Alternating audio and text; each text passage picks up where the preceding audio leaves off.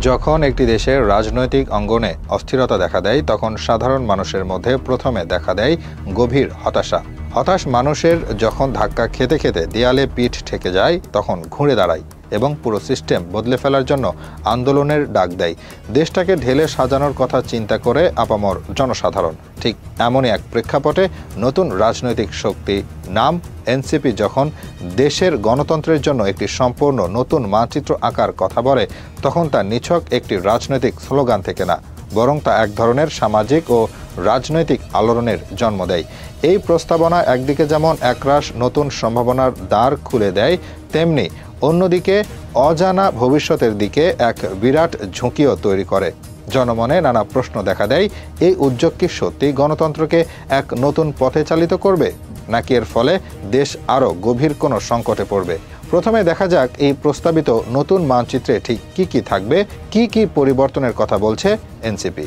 NCP বর্তমান শাসন ব্যবস্থার সেই ক্ষতগুলোকে চিহ্নিত করছে যা বছরের পর বছর ধরে গণতন্ত্রকে দুর্বল করে চলেছে। তাদের প্রধান লক্ষ্য হলো একটি নতুন সাংবিধানিক বন্দোবস্ত তৈরি করা। বাংলাদেশের ইতিহাসে আমরা দেখেছি 1972 সালের মূল সংবিধানের চরিত্র পরবর্তীকালে বিভিন্ন সংশোধনের মাধ্যমে বহুলাংশে পরিবর্তিত হয়েছে। বিশেষ করে রাষ্ট্রপতি ও প্রধানমন্ত্রীর ক্ষমতার ভারসাম্যের বিষয়টি বরাবরই বিতর্কের কেন্দ্রে থেকেছে। সংবিধানের পরিবর্তন এই ভারসাম্যহীনতার একটি স্থায়ী সমাধান করতে চাচ্ছে। সংবিধানে রাষ্ট্রপতির পদটি শুধু অলংকারিক না হয়ে রাষ্ট্রের অভিভাবক হিসেবে কার্যকর ভূমিকা পালন করতে পারে এবং প্রধানমন্ত্রীর একচ্ছত্র ক্ষমতাকে নিয়ন্ত্রণ করার জন্য সাংবিধানিক আইন থাকতে হবে। কেউ আবার দ্বিকক্ষ বিশিষ্ট সংসদের ধারণা নিয়েও কথা বলছেন, যেখানে উচ্চ কক্ষ গঠন হবে বিভিন্ন শ্রেণী পেশা বিশেষজ্ঞ এবং আঞ্চলিক প্রতিনিধিদের নিয়ে, যারা নিজেদের জ্ঞান এবং অভিজ্ঞতা দিয়ে আইন প্রণয়ন প্রক্রিয়াকে আরও অন্তর্ভুক্তিমূলক করতে পারে।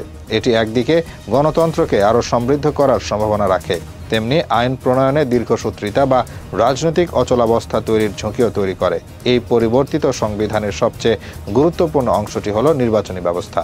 বাংলাদেশের রাজনীতিতে নির্বাচন নিয়ে সংকট এতটাই গভীরে যে অবাধ ও সুষ্ঠু নির্বাচন কথাটি এখন একটি রাজনৈতিক বিতর্কের বিষয়ে পরিণত হয়েছে। তত্ত্বাবধায়ক সরকার ব্যবস্থা বাতিলের পর থেকে প্রতিটি নির্বাচনই প্রধান বিরোধী দলগুলোর দ্বারা প্রশ্নবিদ্ধ হয়েছে, যা গণতান্ত্রিক প্রক্রিয়াকে মারাত্মকভাবে ক্ষতিগ্রস্ত করেছে। এনসিপি তাই এমন একটি স্থায়ী স্বাধীন এবং নিরপেক্ষ নির্বাচন ব্যবস্থার রূপরেখার কথা বলছে, যা যে কোনো পরিস্থিতিতেই জনগণের ভোটের অধিকারকে সুরক্ষিত করবে।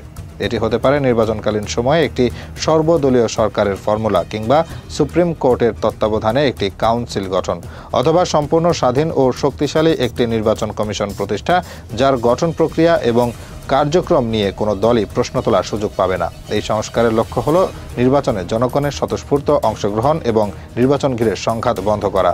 ক্ষমতার বিকেন্দ্রীকরণ এই নতুন সংবিধানের আরেকটি অবিচ্ছেদ্য অংশ।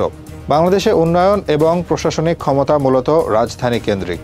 স্থানীয় সরকার প্রতিষ্ঠান যেমন উপজেলা পরিষদ বা সিটি কর্পোরেশনগুলো স্বায়ত্তশাসিত হলেও তারা অর্থ ও সিদ্ধান্তের জন্য কেন্দ্রীয় সরকারের দিকে তাকিয়ে থাকে। একটি সত্যিকারের গণতান্ত্রিক ব্যবস্থায় ক্ষমতা তৃণমূল পর্যায়ে পৌঁছানো অপরিহার্য। এই নতুন সংবিধানে শক্তিশালী ও স্বাবলম্বী স্থানীয় সরকার ব্যবস্থা প্রতিষ্ঠার কথা বলা হচ্ছে, যেখানে স্থানীয় প্রতিনিধিরা তাদের এলাকার উন্নয়ন পরিকল্পনা ও বাজেট প্রণয়নের ক্ষেত্রে পূর্ণ স্বাধীনতা পাবে। এর ফলে একদিকে যেমন সরকারি সেবার মান বাড়বে, তেমনি তৃণমূল পর্যায়ে নতুন নেতৃত্ব বিকাশের সুযোগ তৈরি হবে।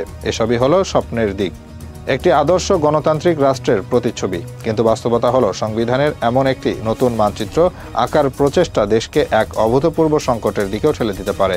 প্রথম এবং সবচেয়ে বড় সংকটটি হলো রাজনৈতিক ঐকমত্য প্রতিষ্ঠা করা। বাংলাদেশের রাজনৈতিক সংস্কৃতি ঐতিহাসিকভাবেই সংঘাতময়।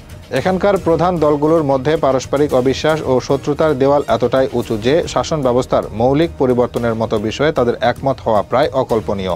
যে কোনো সংস্কারের প্রস্তাবকে একটি দল তার বিরুদ্ধে ষড়যন্ত্র হিসেবে দেখে এবং শুরু থেকেই তার বিরোধিতায় নামে। এই পরিস্থিতিতে একটি নতুন সংবিধান বা শাসন ব্যবস্থার রূপরেখা প্রণয়নের চেষ্টা করা হলে তা দেশকে ঐক্যবদ্ধ করার বদলে আরও বিভক্ত করে ফেলতে পারে, যা এক অন্তহীন সাংবিধানিক সংকটের জন্ম দেবে। দ্বিতীয়ত, পরিবর্তনকালীন সময়ের ঝুঁকি।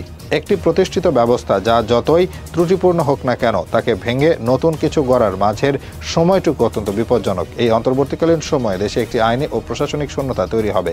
এই দুর্বলতার সুযোগ নিয়ে অগণতান্ত্রিক এবং উগ্রপন্থী শক্তিগুলো মাথাচাড়া দিয়ে উঠতে পারে। অর্থনৈতিক কর্মকাণ্ড স্থবির হয়ে যেতে পারে। বিদেশি বিনিয়োগকারীরা আস্থা হারিয়ে ফেলতে পারে এবং আইন শৃঙ্খলা পরিস্থিতির মারাত্মক অবনতি ঘটতে পারে। ইতিহাস সাক্ষী, অনেক দেশেই মহৎ উদ্দেশ্য নিয়ে শুরু হওয়া বিপ্লব বা সংস্কার বিশৃঙ্খলা এবং স্বৈরাচারের জন্ম দিয়েছে। এই ঝুঁকিটি উপেক্ষা করার কোনো সুযোগ নেই। তৃতীয় সংকটটি আরও গভীর। যে প্রতিষ্ঠানগুলোর উপর নির্ভর করে এই বিশাল সংস্কার পরিচালনা করা হবে, সেই প্রতিষ্ঠানগুলোই তো নানা রোগে আক্রান্ত। একটি দুর্বল সংসদ, রাজনৈতিকভাবে প্রভাবিত প্রশাসন এবং আস্থার সংকটে থাকা একটি বিচার ব্যবস্থা দিয়ে কিভাবে একটি শক্তিশালী ও নিরপেক্ষ নতুন ব্যবস্থা গড়ে তোলা সম্ভব? এটি অনেকটা ভাঙা যন্ত্রপাতি দিয়ে একটি নতুন এবং নিখুঁত যন্ত্র তৈরির চেষ্টার মতো, যা শুরুতেই ব্যর্থ হতে বাধ্য। প্রতিষ্ঠানগুলোকে ভেতর থেকে শক্তিশালী না করে শুধুমাত্র বাইরের কাঠামো পরিবর্তন করলে তা একটি কাগুজে বাঘে পরিণত হবে। সবশেষে যে সংকটটি সবচেয়ে দীর্ঘমেয়াদী তা হলো আমাদের রাজনৈতিক সংস্কৃতির সংকট। প্রতিহিংসা, অসহিষ্ণুতা, সমালোচকদের প্রতি বিদ্বেষ এবং অন্ধ ব্যক্তি পূজা আমাদের রাজনীতির রন্ধ্রে রন্ধ্রে মিশে আছে। এই সংস্কৃতি শুধু নেতাদের মধ্যে সীমাবদ্ধ নয়, তা ছড়িয়ে পড়েছে দলের কর্মী সমর্থক থেকে শুরু করে সমাজের একটি বড় অংশ পর্যন্ত। নতুন আইন বা নতুন সংবিধান দিয়ে এই মানসিকতার পরিবর্তন করা প্রায় অসম্ভব। এটি একটি দীর্ঘমেয়াদী সামাজিক ও শিক্ষাগত প্রক্রিয়া। যতক্ষণ পর্যন্ত রাজনৈতিক দলগুলো এবং নাগরিকরা গণতান্ত্রিক মূল্যবোধকে মন থেকে ধারণ না করছে, ততক্ষণ পর্যন্ত যে কোনো নিখুঁত পরিকল্পনা বাস্তবে রূপ নিতে ব্যর্থ হবে। সুতরাং এনসিপির মতো কোনো শক্তির গণতন্ত্রের নতুন মানচিত্র আঁকার প্রস্তাবনাকে সরল চোখে দেখার কোনো উপায় নেই। এটি একদিকে যেমন দেশের মানুষের দীর্ঘদিনের পুঞ্জীভূত ক্ষোভ ও উন্নত ভবিষ্যতের আকাঙ্ক্ষার প্রতিফলন, তেমনি অন্যদিকে এটি একটি মহা বিপদের হাতছানি। এই স্বপ্ন দেখানোর প্রয়োজন আছে, কারণ এটি স্থবির রাজনীতিতে আশার সঞ্চার করে। কিন্তু স্বপ্ন বাস্তবায়নের নামে হঠকারী কোনো পদক্ষেপ দেশকে খাদের কিনারে নিয়ে যেতে পারে। সমাধানের পথ বিপ্লবের মধ্যে নয়, বরং ধাপে ধাপে পরিবর্তনের মধ্যে নিহিত। নির্বাচনী ব্যবস্থার ছোট ছোট সংস্কার, বিচার বিভাগের স্বাধীনতা নিশ্চিত করার বাস্তব পদক্ষেপ এবং ক্ষমতার বিকেন্দ্রীকরণের প্রক্রিয়া ধীরে ধীরে শুরু করার মাধ্যমে শক্তিশালী গণতন্ত্রকে শক্তিশালী করা সম্ভব। দিন শেষে আসল কাজটি শুধু একটি নতুন মানচিত্র আঁকা নয়, বরং সেই মানচিত্র ব্যবহার করার মতো দক্ষ নাবিক ও পথযাত্রী তৈরি করা। অর্থাৎ এমন নেতা ও নাগরিক তৈরি করতে হবে যারা গণতান্ত্রিক রীতিনীতিকে সম্মান করে এবং ভিন্ন মতকে শ্রদ্ধা করতে জানে। তা না হলে যে কোনো নতুন মানচিত্রই পুরনো পথের গোলকধাঁধায় হারিয়ে যেতে বাধ্য। এখন দেখা যাক এই দেশ কোনটা ধারণ করে, পুরনো সংবিধান নাকি প্রস্তাবিত সংবিধানের নয়া মানচিত্র।